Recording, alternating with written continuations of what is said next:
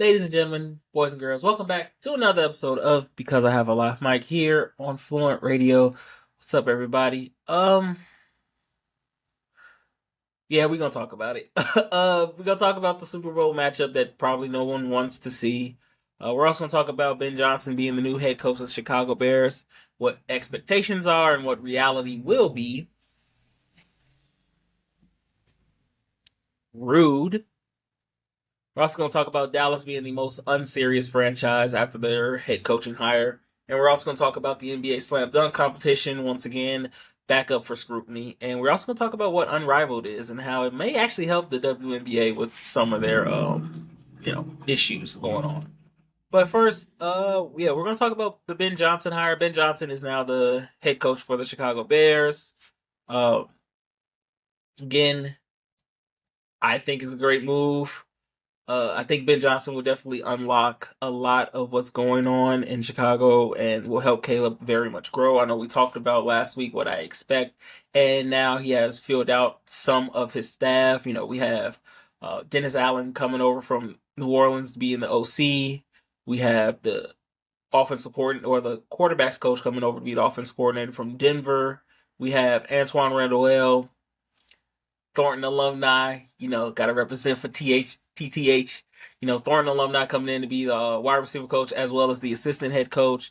Al Harris, another smart move, being the DB coach and offensive game planner, passing coordinator, which is smart, which is the first. I want to say a lot of people wouldn't have done that, which is very smart, which is getting a defensive player, right? Al Harris, former defensive back, being the passing game coordinator, because a lot of people would like laugh at that and think, oh, it is what it is. That's probably a dumb move. But like, if anyone knows like offense and knows how to, help grow receivers and help make them get better, is a defensive back, right? Like, again, he's seen everything, knows how to play everything, knows coverage, what defensive players do, how to spot out whether they know whether it's man, how to hide it, how to, understand how to defeat routes and everything. So it's a smart move to make a, defensive, player your passing game coordinator. So that's a very smart move. We still have some spots to fill out, so we'll see, where it goes from here. But so far, I do like his camp. I think it's very good, very strong. He's got a lot of good pieces there, and I think it's going to grow very well. And I know expectations versus reality for the Chicago Bears is going to be very hard with a lot of the players. I wouldn't even say the players. It's mostly the fans managing their, again, expectations for the season, right?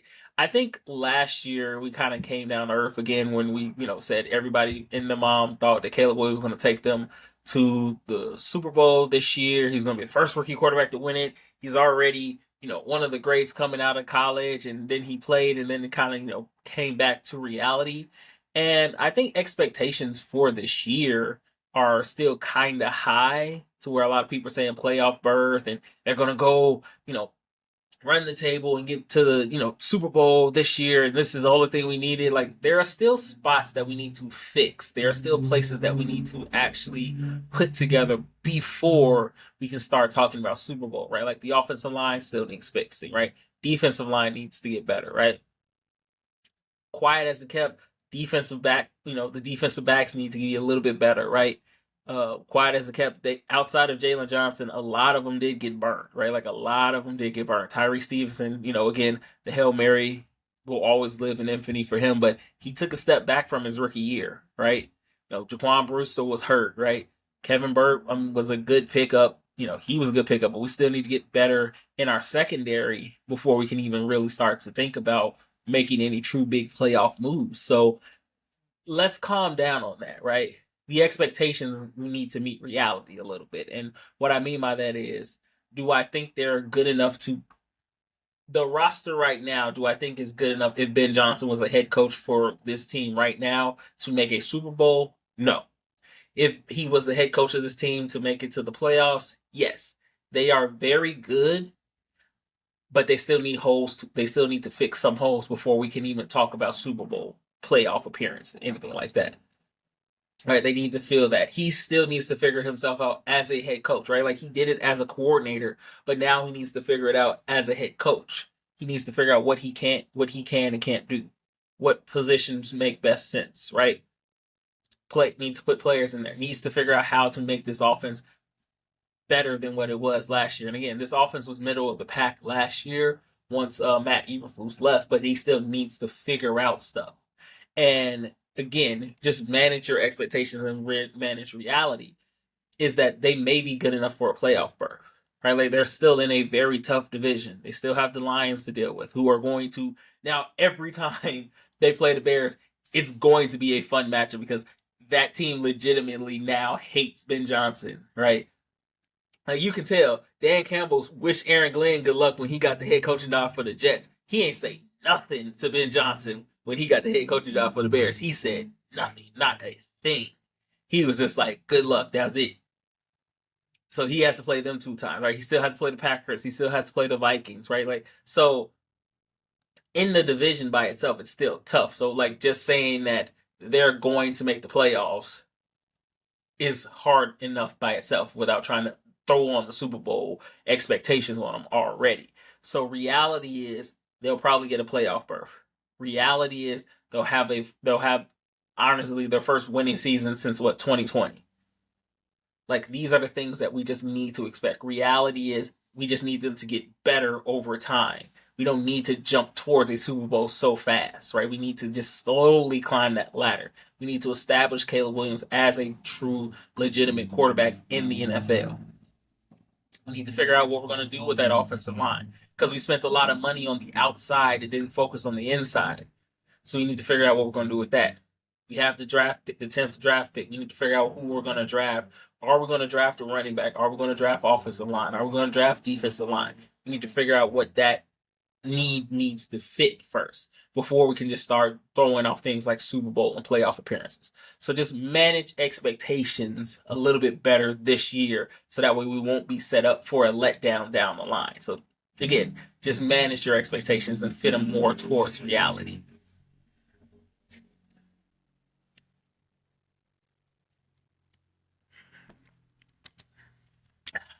Now we got to talk about the Super Bowl because it's just so weird because mm, this has never happened before where I think legitimately outside of the 2 cities of the teams who are in the Super Bowl, everybody is team meteor. Like everyone is team meteor. Like the scene from The Dark Knight Rises where the field just collapsed after the opening kickoff. Like that's what everybody is rooting for because nobody wanted these 2 teams in the Super Bowl again. I think for the 4th time, this is going to be another basic rematch of a Super Bowl that already passed, and not like recent years, like literally within 5 years, right? Because last year we had KC versus San Francisco again, right? For that it was KC versus Philly. For that it was KC versus San Francisco, right? We have seen this dog and pony show, right? Like this year, it might not even be that much of a difference, right? Because at this point, Kansas City is just Thanos. They are. Run from it, dread it, destiny will arrive. The Kansas City Chiefs are going to probably win the Super Bowl this year. Because at no point in the game against Buffalo did I have a thought that Kansas City was going to lose that game. The NFL has done Kansas City a huge disservice by basically hand-holding them into the Super Bowl. Everyone now is finally seeing it. Outside of Kansas City, everyone is seeing that the refs are basically just letting the Chiefs do whatever they want. The ball that Xavier Worthy caught, air quotes, caught, was not a catch. Like, that was not a catch. The ball literally hit the ground. It was whole time on the ground. And even if it was a catch, the defender had more of an opportunity on it. I know when it's a 50-50 ball like that, it's always going to go to the receiver, but let's be honest. That was not a catch for Kansas City. That was pure and utter luck.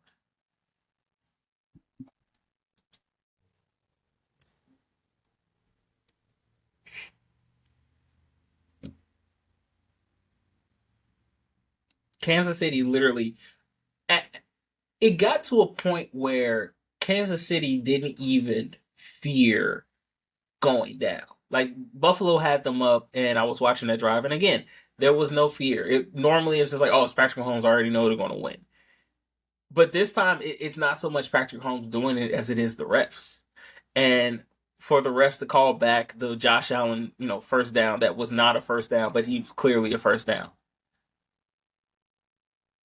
It gets to a point where you wanted the Chiefs to get this three-peat so bad. You wanted the Chiefs to get this three-peat so bad that you were willing, literally willing to sacrifice 31 other teams for them to get this chance.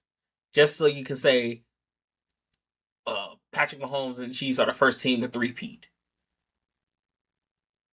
Whereas you had an opportunity to do a fresh, different type of matchup with Philly versus New York or Philly versus Buffalo. Well, I mean, Buffalo was in New York, so it's the same difference. But you had a chance at a different matchup and you let it go because you wanted Patrick Mahomes to do it. And for a lot of people, they aren't really going to watch the Super Bowl like that. Like, I'm sure it'll bring in ratings, but it won't bring in the ratings that it would have any other time because, again, this is a matchup where people don't care who wins. And, like, for Philly, especially for Philly, because people are already not saying Philly has a chance. Right? Like, yeah, they can have Saquon Barkley. Yeah, they can run it up and down the field. The defense is phenomenal this year. Like, the defense has been phenomenal. But I don't think there is a person who is literally looking at this game and is saying that Philly has a chance. Because we all know once the Kansas City Chiefs even have an inkling of them going to be down, the refs are just going to be like, pass interference. You breathe on Patrick Mahomes the wrong way, 15 yards. And it mars them a little bit. It mars this repeat to where it doesn't feel right, right? Like we all know quarterbacks, especially MVP quarterbacks, especially Super Bowl winning quarterbacks, they gonna get preferential treatment, right? Tom Brady did it. John Elway had it. Uh, Montana had it. Every Super Bowl winning quarterback had it, right? We all know this, right? Preferential treatment. It is what it is. But it's getting to the point now where it's not even preferential treatment. It's just flat out we want them to win. And this is not me with tinfoil hat on. Like teams, people are now seeing it, right? Like before, it was just like, oh, the Chiefs might, oh, the Chiefs dark, black magic here and there, winning games when it's late. But now it's just getting to the point where it's no black magic. It's just flat out the refs are cheating for them. Like flat out, just utterly. And it's going to mar their potential three-peat because a lot of people are going to say they really didn't earn it. The refs won it. The NFL handheld them into this third Super Bowl. And it's always going to be a mar on their legacy of like what could have been. Right? Like they might not have gotten a three-peat. Oh well. We could have got a new different matchup. We could have got some fresh lineups in the playoffs in the Super Bowl. But because y'all wanted to have the Chiefs in it so badly, y'all are now marring the Super Bowl to where no one's going to watch because no one believes the Eagles have a chance. And I already know what's going to happen, right? I already know what's going to happen. I can literally see it. Like, the Eagles score first. Everybody see, the refs aren't cheating. The refs aren't cheating. They let them, they scored, right? Kansas City will go down. Oh, look, see, they're not doing it. And then some play will happen where it's just like, ooh, it looks like it could have been anything like that. And then the Chiefs are just going to run away. And it is. And it sucks. But it is. And then we have to ask this question. If Patrick Mahomes does win the Super Bowl, big if, I know, big if, like it's so scary.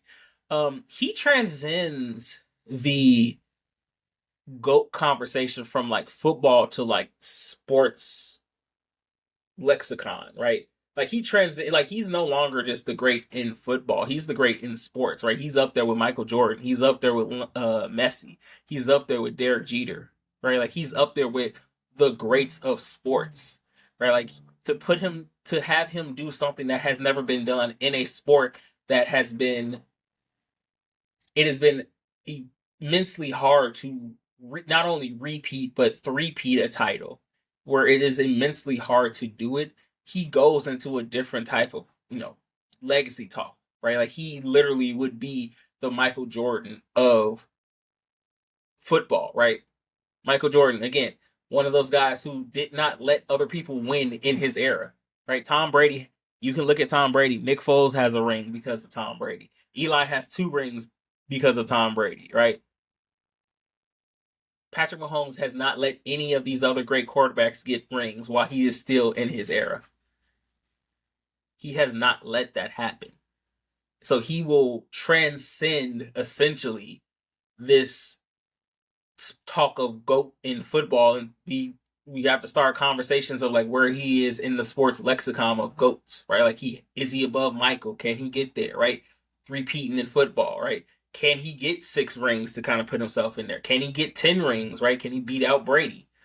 Like, can he do things that in football that has been historically proven to be impossible to do? And if he does it, great.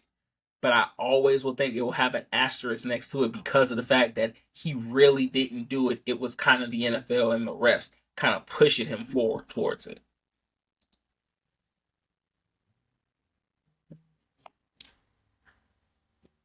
And by the way, let's keep that same energy for Josh Allen, by the way. Let's keep that same energy because when Josh Allen lost, I just want to say this. When Josh Allen lost, all I have seen was everybody make excuses for Josh Allen. Dalton Kincaid dropped the pass. They should fire Sean McDermott. He's never going to get him over the hump. Joe Brady called a terrible game. The sun was in his eyes. His finger was broken, right?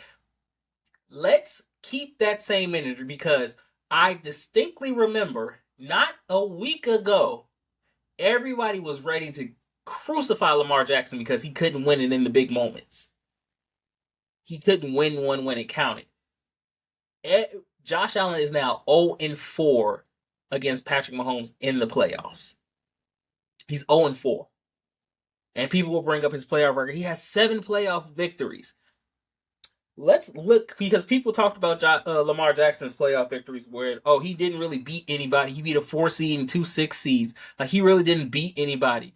Let's look at who Josh Allen has beat in the playoffs. He beat Old Man Rivers. He beat Tyler Huntley. He beat Mac Jones, Skylar Thompson, Mason Rudolph, Bo Nix, and just beat Lamar Jackson. So let's be fair. If we're calling a spade a spade. Josh Allen has not beaten a top name quarterback outside of Lamar Jackson in the playoffs. He has not. Every time he goes up against the guy, he cannot beat him. Like Josh Allen gets pass after pass after pass. Had Lamar Jackson gone 0-4 against Patrick Mahomes in the playoffs, we would be legitimately ready to crucify him. Like, Josh Allen is essentially is the Phillip Rivers of this era, right? Where Patrick Mahomes is Tom Brady, Lamar Jackson is Peyton Manning. He is the Phillip Rivers of this era right now. I don't think he will ever win one while Patrick Mahomes is still in the league. It is not anything detrimental towards him. I just don't think he can come up in the big moments either. He's a great quarterback. He's going to do great things. He's going to put up phenomenal numbers. But it's just one of those cases where every time he goes up against Patrick Mahomes, he can't beat him. You can say what you want about Lamar Jackson beating Patrick Mahomes, right? But you have to put Josh Allen in that category as well. He's great, but when it comes against Patrick Mahomes, for some reason, he just can't do it. And I know people are going to say, well, you just got to give him a number 1 receiver. You got to give him this. You got to give him that. Give him all of these things. It's something about that is his kryptonite. If Josh Allen is Superman, Patrick Mahomes is Lex Luthor with kryptonite. I'm sorry. He just is. No, I'm going to scratch that because he's dark side. He is legitimately dark side. He is a force of nature. You cannot get rid of him, no matter what you do. He is dark side with the anti-life equation inside of him. I went full nerd there, and I did not plan on going full nerd there, but it does fit. It does fit. Anti-life equation is Patrick Mahomes, basically. He's just scorched earth. And it sucks for Josh Allen because I think he's a phenomenal quarterback. I think he's going to be a phenomenal quarterback going on in the future. He's going to be a Hall of Famer, but we have to keep it honest. If we're going to judge Lamar Jackson on his, you know, his record and his ability as a quarterback, we have to do the same thing with Josh Allen. We can't play favorites like that. And that's what a lot of people have done, is play favorites. Josh Allen could not come up in the big moment once again. Now, hopefully they can go find something that can kind of help him, go get him a true number one receiver to help him out. But in the future, how about this? In the future, Buffalo, don't trade a pick to the guys you've been trying to beat forever. Because you probably could have got Xavier Worthy if, you would have kept your pick. Oh, and also the funny thing, in 2018, don't trade the 10th pick to Kansas City for them to go get Patrick Mahomes in the first place. People tend to kind of forget that. Like, Kansas City traded with Buffalo to get the 10th pick that ended up getting them Patrick Mahomes. Like, they legitimately might have brought this on themselves. Like, we talk about, like, the Bears passing up on Patrick Mahomes. Buffalo could have had Patrick Mahomes, and this would have been a completely, utterly different circumstance. Like, just wrap your heads around that. But no, it's just their kryptonite, and it's unfair for us to judge Lamar Jackson off the record of his playoffs without fairly looking at Josh Allen's record against the guy, right? The guy, and he just hasn't come up in those big moments for it. So, gotta call a spade a spade. Speaking of calling a spade,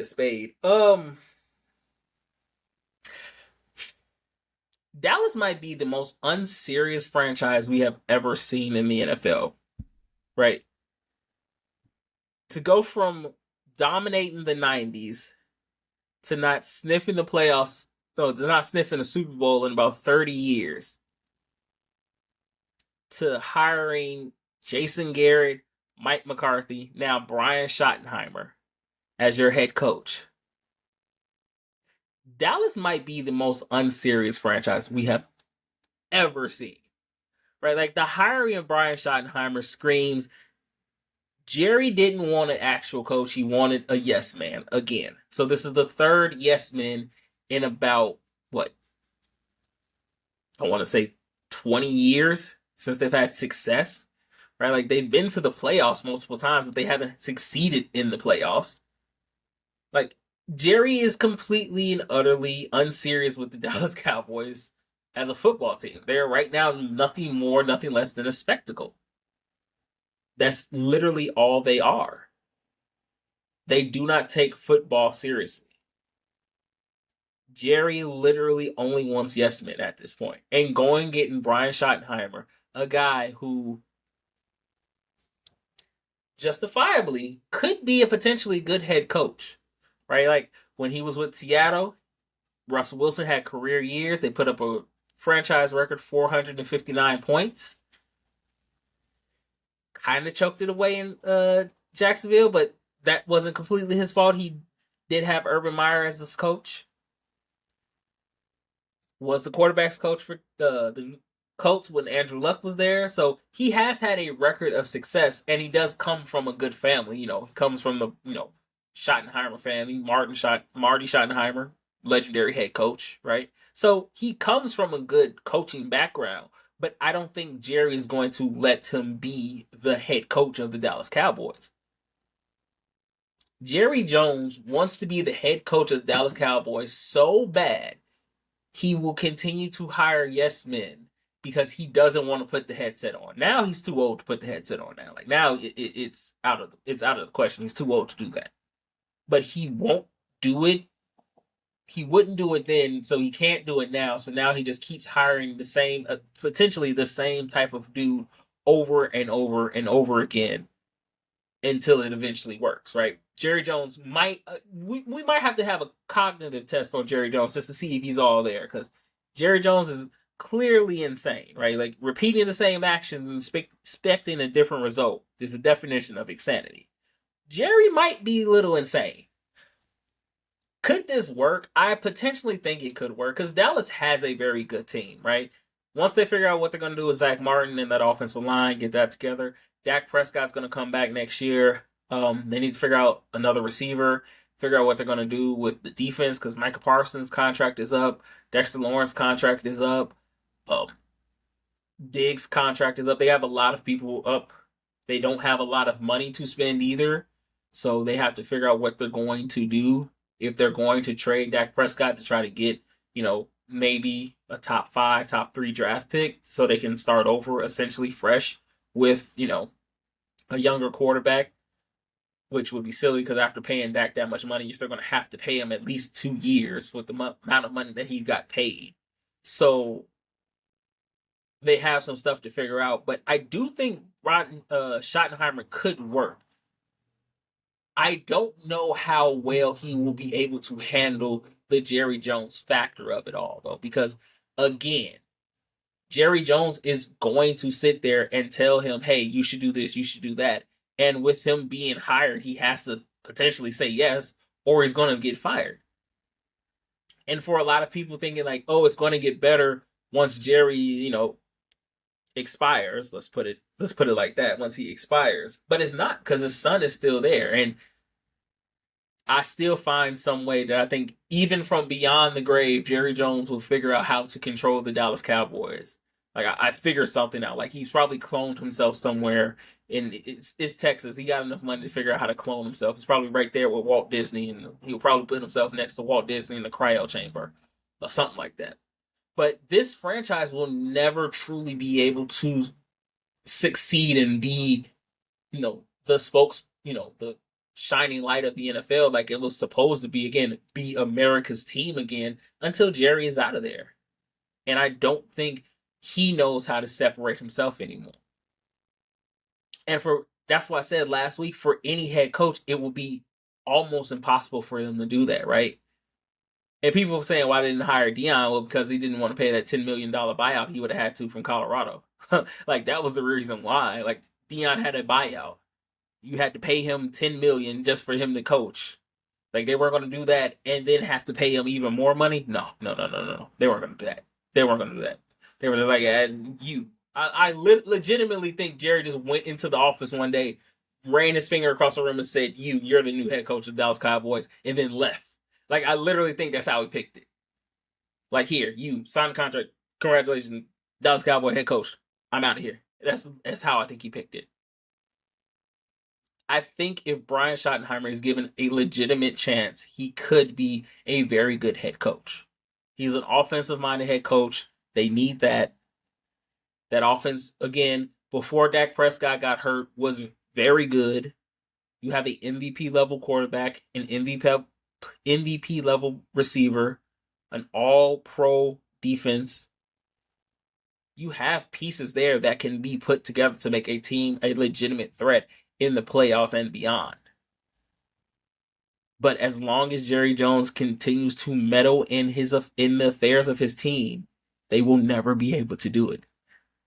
And I legitimately do not know if Jerry Jones can take the initial step back and say, this is your team, run it how you want.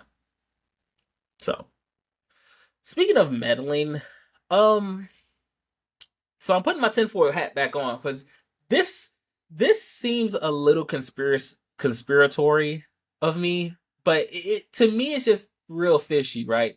So if you don't know, Liam Cohen, the former offensive coordinator for the Buccaneers, is now the head coach for the Jacksonville Jaguars, right? And the reason why that happened is Jacksonville finally fired their GM, the GM that they said they weren't going to fire. They fired him, and then literally like the next day they hired Liam Cohen from Tampa Bay. After Liam Cohen said like, hey, he's not going anywhere, he's staying with Tampa Bay to kind of help push them over the hump with Baker Mayfield and that squad. To me, this seems very much like he got on the phone with Shad Khan, said, I don't mind being the head coach, but I have to have some insurances that I will be the head coach going forward. So the next day they fire their GM, and then the day after that they hire a coach. Like, to me, that seems like somebody made a call and was just like, get rid of him and you got me.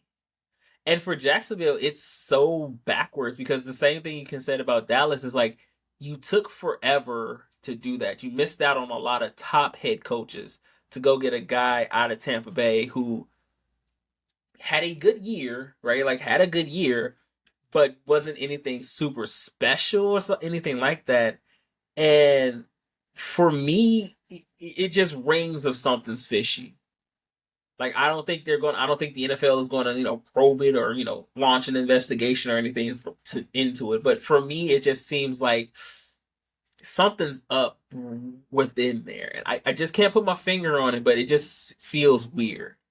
But as far as like the hire goes, it's a great hire. Liam Cohen turned around Baker Mayfield, had him playing at a top level quarterback.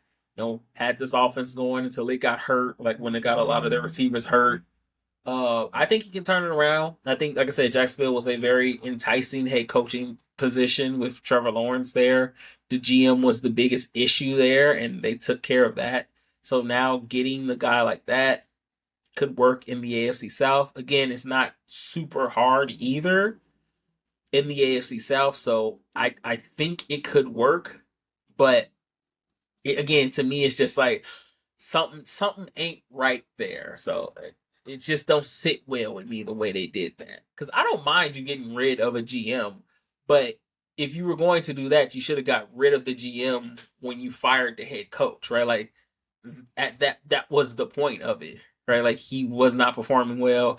The GM didn't hire too many great guys, so fire the GM with the head coach.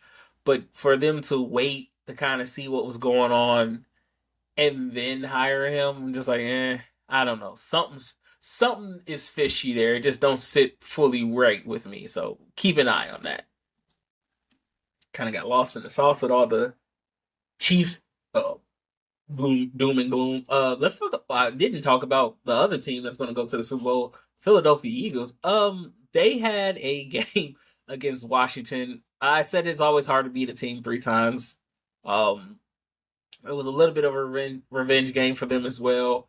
Saquon Barkley is at a whole nother level. He needs 40 yards to have the most rushing yards in the NFL for a single season in the NFL history. He just needs 40 yards. He's probably going to get that on the first play against the Chiefs in the Super Bowl.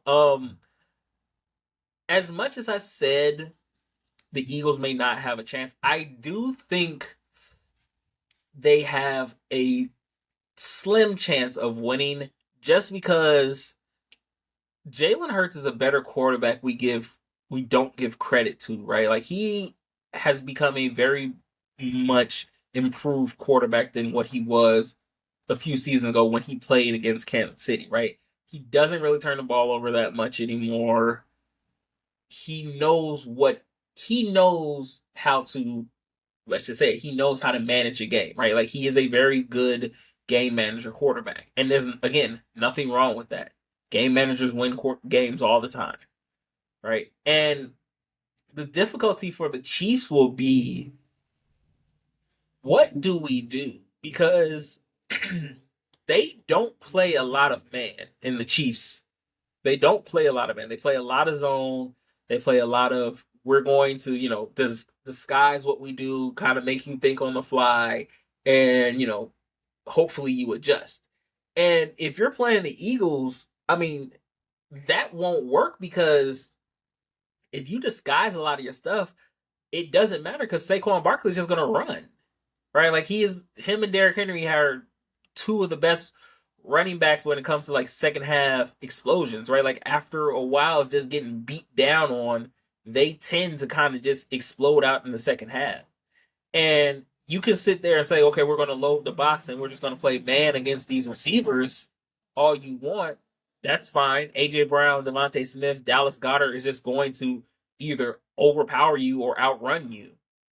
Like the Chiefs do have a difficult time stopping bigger receivers. We've seen that before, right? Like in the Super Bowl they played, like AJ Brown was legitimately killing them. And that's when they had like L'Jarius Sneed on him, right? They were legitimately killing them, right? And again, if it wasn't for that fumble against Nick Bolton that Nick Bolton caused in the Super Bowl, they might have lost, right? Now you add Saquon Barkley onto that squad. Oh, good luck. Like again, I don't give them much chance because it's the Chiefs. The refs are on their side, so I don't give them much chance to do it. But I do think Philadelphia has a slim chance of beating this team, right? If they can just sit there, pound the rock, Jalen Hurts doesn't make too many mistakes. He can get, put them in good situations. The tush push is always going to work for them. Like, there are very few times that it gets stopped. And when it does, it's very rare and it doesn't happen often. But if they can get the ball running, again, run the ball, keep Patrick Mahomes on the side, limit his chances of getting on the field, that's how you do it. And I know I've dunked on the Giants fans a lot this year for letting Saquon go, but the one thing I will say, I don't think Saquon has the year he had if he's still on the Giants. I don't think he has that year. Like personnel wise, they are arguably way better than the Giants. Um, and if anything else, Howie Roseman deserves exec of the year. Like the things he pulled off this year, going to get Saquon Barkley, drafting Cooper DeJean and Quinyon Mitchell, going to get Vic Fangio, who retooled that defense so much. Right, like last year, the defense was like the secondary was clearly the Achilles heel for the Eagles. This year, they are so much better. Like they cause fumbles. They're always pursuit to the ball is always on point. There's always literally 11 people to the ball. That's how they were able to win Sunday because they got fumbles almost every time they stepped on the field. Like they caused so many fumbles, it wasn't even funny. Like they are legitimately leagues better than what they were last year. So like again, I definitely think they can cause Patrick Mahomes some headaches because they don't disguise it. They line whatever they line up as is that's what they line up as. Like they don't disguise anything, right? Jalen Carter has exploded onto the scene this playoffs. He's much better. Howie Roseman deserves exec of the year. Again, got them into a Super Bowl, another Super Bowl in 8 years. Right? If he wins this year, like it is impressive to see what they did. Like I will say this: them getting to the Super Bowl enough is for me to say that Saquon Barkley is probably the best free agent acquisition move we might have ever seen because we have never seen a team get a player and completely change the dynamic of a team, right? Because a lot of people were saying, again, this is a pass heavy league. This is a pass heavy league where you're supposed to throw the ball up 50, 60, 11 times, right? They went back to an old school, we're just going to run the ball. We're probably going to throw it maybe 30, maybe 40 times. We're just going to run the ball on you. Like you can't stop it. That's all we're going to do is just run the ball on you, and then when you think you have stopped it, we're just going to pass it on you, right? I know this again. This is the passing era. The running era is dead and gone. But no matter what era you are in, winning is always the era for football, and that's what the Eagles have done this year. They have legitimately won every game they've played in, and I can see them having a slimmer of chance, but it just depends on what happens with the refs. That's all I'm going to say. And Jaden Daniels had a spectacular year. He had a great run, getting to the NFC Championship game as a rookie on that Washington team who, let's be honest, had some issues coming into this year. Also, by the way, I love how Dan Snyder is just like, I don't like how y'all winning over there. I don't like that. Y'all shouldn't be winning, right? Like, dog, you could have been doing this if you actually were an owner. You were like the most terrible owner ever, ever. The Albert Hainsworth contract is enough for us to say you were the most terrible owner. Not to mention all the other legal stuff that you got involved in that I don't want to get involved in because it's still being litigated right now, so I can't talk on it. But the Albert Hainsworth contract was bad enough.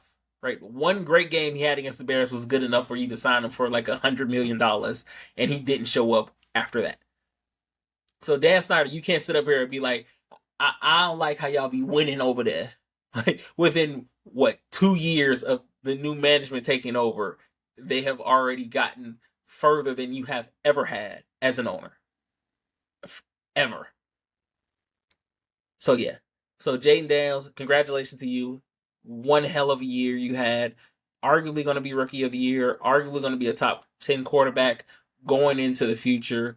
They do need to get him some help. Um, I don't know what they're going to do. They have some positions they need to fill up. They do need to get him some help at receiver. Terry McLaurin can't be the only receiving threat you have. Austin Eckler can't be the only, receiving running back threat you have. I don't even think I think Austin Eckler did what he was supposed to do in Washington, which is, go there and prove that he's still a top level running back. And again, with Saquon Barkley having the success he had, with Derrick Henry having the success he had, Josh Jacobs, Joe Mixon, all of them having the success they have had on different teams, opened the door for Austin Eckler to kind of walk. So I think they need to go get another running back for, Brian Robinson Jr. to kind of give him a reprieve, but they need to fill out some holes on defense as well. Secondary, linebacker core, defensive line all needs some work. But yeah, no, Dan Quinn, that team, Jaden Daniels, that offense has been spectacular. I don't think they're going to lose Cliff Kingsbury. I don't think he's going to walk away from potentially what could be his job one day, depending on how they go. Could be his job one day, but other than that, nothing to hold your head down about. You didn't fumble the ball at all, Jaden Daniels. Your team did. But yeah, other than that, I think Jaden Daniels had a spectacular year. Definitely won Rookie of the Year in my book. So, but yeah, something that probably will never change, no matter what the years go by.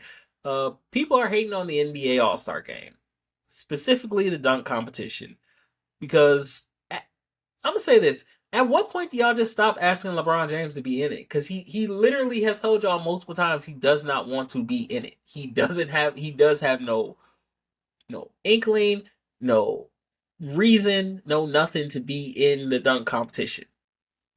Me personally, I don't want to see him in it because he's not a great creative dunker. He's a good in-game dunker, but creative wise, it's nothing. He's not that type of guy. And I know a lot of people are saying "Oh, Kobe, Mike did it." Vince Carter, Tracy McGrady, Jason Richardson, all of them did it, and Kobe didn't win it. Jordan won it. It. What does he have to gain from being in the dunk comp? Just for them to say LeBron James is in the dunk competition, right? There's no point of having him be in it, in my opinion. So I get it, but it's just worthless, right? And everybody's still saying that the dunk competition this year, the dunk competition has not been great ever, in my opinion, since Aaron Gordon went against Zach LaVine. That was the last great dunk competition, and it it boils down to a lot of people. How do I want to put this? Big names don't want to do it because they don't see the appeal of it anymore, right? They don't see the accolades they get. Right? Yeah, you can be on the dunk competition, but it doesn't say it doesn't get you into the Hall of Fame. It doesn't help you win titles. And now because the league in the NBA has put such an emphasis on that, it doesn't matter to them, right? And a lot of these younger guys that are going to be in it this year care about it more. The league has not put an emphasis on caring about the dunk competition anymore, right? They don't offer the guys anything to do it, right? Like the Dwight Howard versus Nate Robinson. That was a good one because they offered them, some inkling to do it. Nowadays it's just I'll do it, but it's no big deal. I've said it before. I said how to fix the dunk competition. Get two guys from the NBA, get two guys from, you know, hell, off of some court, off out of your local YMCA, off of your local LA Fitness team, and go do it. Right? I've said this before. You want to give some appeal towards it, do that. Right?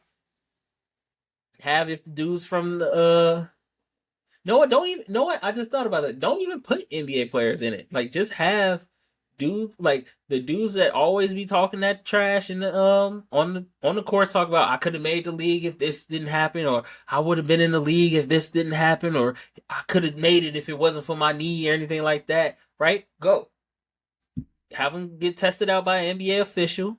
Make sure that they can play. Make sure everything is good, and say, hey, listen, you win the dunk competition, you get a 10-game contract. You get a 10-game contract to any team you want, and put your money where your mouth is. Say, hey, you said you can do it. All right, cool. Here you go.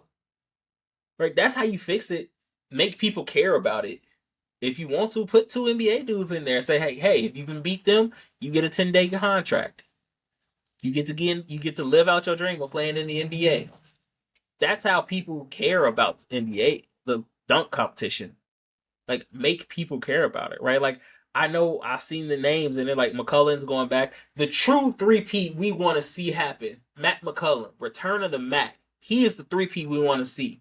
The first three-peat in the NBA dunk competition. That's the true three-peat. That's the one we care about, right? He's set to go against, the Bulls rookie, my guy, Busaz. We got Milwaukee second player, Andre Jackson Jr. I don't know where I got Andrew from, and Stephen Castle from San Antonio. Like, those are some names, but they're rookies and second year players. Nobody really knows them, right? At what point do we start saying this? And even about the All Star game, the All Star game has kind of moved from like just basketball and just like, hey, a celebration of like the top players voted on by fans and voted on by the players to like legitimately like it has turned into just the 3 day party weekend. Right? Like the All Star game, no one cares about because everybody's doing all the other stuff for the All Star weekend. Right? When it was in Chicago, even though it was like 7 degrees outside, people were still going to the parties. People were still going to everything else. They didn't care about the games or anything like that. They were going to the parties and everything. Like, the All-Star game has kind of come secondary to everything going on, and that's a little bit of the NBA's fault because they started to push that more versus the actual game. And also, I think probably because they don't really have anybody new, right? Like, they have the same players over and over again in the All-Star game. So people don't really care about it that much. Like, and then especially sometimes when they actually play it, it's just kind of like meh, right? Like, they're out there, but like they have gotten to a point where it's just more than just a glorified pickup game, to where that players are actually care about it. But a lot of times, like, you got guys like Steph Curry chucking up half court threes, right? Like, you got guys like Dame Lillard trying to shoot from the one free throw to score to there. Like, they don't care about it. It's not like that big of a deal anymore until the fourth, where that competitive instinct kind of kicks in. But like, it's just that the All Star game is something cool that you watch, that you kind of just like watch after the Super Bowl. Like, it's something there. Just veg out for it. Like, it doesn't have to be taken so seriously, but the NBA keeps trying to fix something that's broken. I'm just like, it's not broken.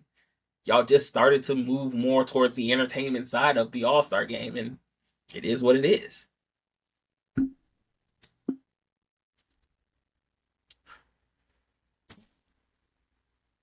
Bug. Um, Jimmy Butler getting suspended indefinitely by the Heat. To me, it just basically screams they found a trade partner for him and they just basically don't want him to get hurt before the trade happens, or essentially they're just sitting him down and just saying, we're just going to pay you not to play. And it's so weird to watch like this relationship break down because everybody thought like the Heat were perfect for him, right? Like, the Heat was perfect for him. Pat Riley, no nonsense type of guy.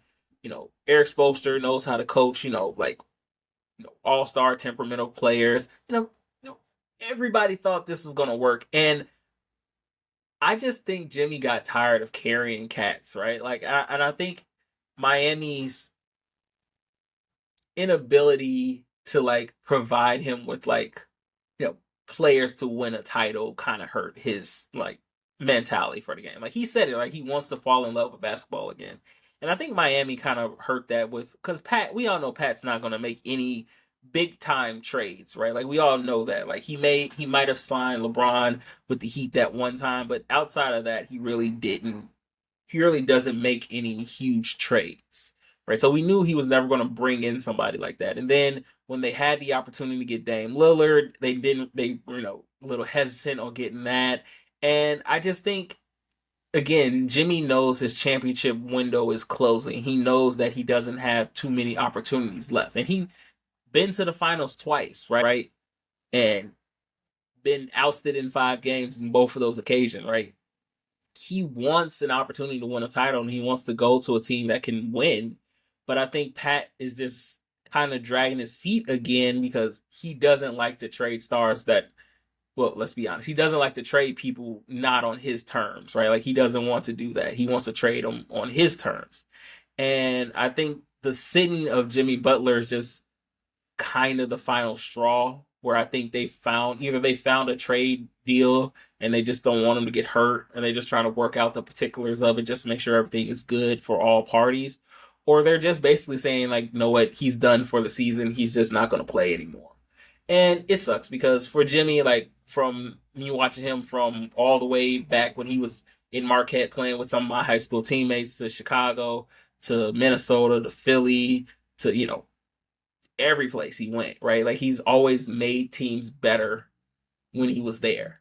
And Jimmy, I just think now it's just like he said, he's lost that. He's Shawn Michaels in 1997. He lost his smile, and we got to figure out how he can get it back. I went all my nerddoms on this show today. Like I went from comics to wrestling to sports. I'm covering all bases here. Like this is what you get with this show. You cover all bases. But again, I think the Heat did. I think the Heat and the Suns deal is going through. I just think they need to figure out the particulars for it and where, what they're going to get back from, and maybe possibly find a third team for it. Because again, Suns need to figure out what they're going to do with Bradley Beal, and they don't have that much time. The trade deadline is the 6th of February, so they have to figure out what they're going to do. But uh, suspending him indefinitely, that's going to be hard to sell for a lot of teams. So we'll see. Keep you updated on the ongoing struggle in Miami. Um, I do want to talk about this because I think this one is very good for the WNBA to get them a little bit more spotlight. Also help some of their players, improve on their basketball skills during the off season. The Unrivaled, right? We've seen it. It's a 3-on-3. I mean, it's all of the players. They did like it's kind of like an AAU squad, right? Like they just went on different squads and playing against each other. Um, this is good for the WNBA. It gives a lot of their players a time to improve. We talked about this, especially with players like Angel Reese needs to improve her, shots. Like yes, she had those double doubles, but who boy, a lot of those double doubles were because she missed a lot of those shots she took. But yeah, no. But it gives players like WNBA extra chance for people to know their name, right? Like they to follow up the biggest year that they have had something like this kind of keeps people's minds on the WNBA. They keep people's eyes pointed towards it. Make sure that people are still looking at it and let them know like that wasn't a fluke or that wasn't just one player or two players who did it. Like no, like we are great players and we will continue to prove it as the season goes on, even in the off season, and for them to even get more TV time and get more sponsors. Right? We talked about how a lot of the WNBA players aren't getting paid what they should be getting paid. Like they aren't making the big time bucks that they should for the sponsors that they have. And it shows and proves, right? It shows an improvement for them. And hopefully this continues to go. Hopefully this continues to grow as well, because if it does, I think this will help them out largely because they will get their names out there more. Now people will start to look at the games a little bit more, especially once, if they continue to do it either after the NBA season or when they decided to do it last time, which was midway through it, but it is what it is. But hopefully this gets kind of people's mindset off of like they just, it's not, the type of sport that I want to watch. Like I've seen a few of the games, like they're good. Again, right now and through here, I'm touch and go on basketball. I'm picking it up a little bit more because as one season ends, another one begins for me. I always watch basketball after the All Star break anyway because that's when it really starts to pick up, where teams actually start to play competitive basketball for me. But I definitely think Unrivals is good for the sport. Gets their names out there, gets them a lot more attention. So keep it up, ladies. I'm proud of y'all. Speaking of trade deadlines, I do want to talk about this before I go. With the trade deadline coming, we're going to start seeing a lot. We won't really start seeing moves until like February because once it always ramps up at the trade deadline, so we really won't start seeing moves until then. But some of the moves I think will eventually happen. I think the Lakers are probably going to be the biggest ones to kind of trade off some pieces to kind of get pieces to win.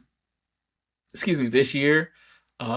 They need a big to kind of get Anthony Davis a little reprieve every now and then they still need a guy to create shots. And honestly, I think the perfect fit kind of fits both of them is Vucevic from the Bulls. I think he fits it well. Honestly, the trade for him, I've always been not a fan of. I thought Wendell Carter Jr. could have been phenomenal as a Bull, but they traded him away too soon because they had the win now idea, which never, happened. And now look at him in the Magics; he's performing amazing. Right, I definitely think Vucevic will fit well in a Lakers uniform. He can create shots. He's somebody that can score when you don't have AD or LeBron on the court. Um, he works well on the wing in the paint. He's a double double guy, so he works well. And again, the Lakers need a big, and they also need someone who can create their own shots for them outside of someone named LeBron James, Anthony Davis, and Dalton Kincaid. Like y'all be sleeping on Dalton Kincaid, but the boy, he's good, and I think he'll fit perfectly. Another trade I think that will probably end up happening again. I think Milwaukee could be that third team in the Suns Heat trade, right? The Suns could send Bradley Beal to Milwaukee to make space for Jimmy to come over there and probably send some of those first round picks that they got from Utah. And I think Bradley Beal with Giannis and Dame, that's definitely a big time move. If it works, it, to me, this would be on the same level if the Suns acquire Jimmy Butler. It has to be a win now move, though. Like, clearly, this would be like them saying, like, we're going all in this year to win. So, I don't know how that pressure would go on with Milwaukee, but it would be a big time move. Um, Brandon Ingram is another trade target that I think again Pelicans are blowing that thing up. I can see I know a lot of people are saying like he should go back to the Lakers, he should go back there and kind of win it there after what happened with LeBron sending him away. I wouldn't send him back to the Lakers. I don't think that dynamic will work as well as a lot of people like tend to say it will.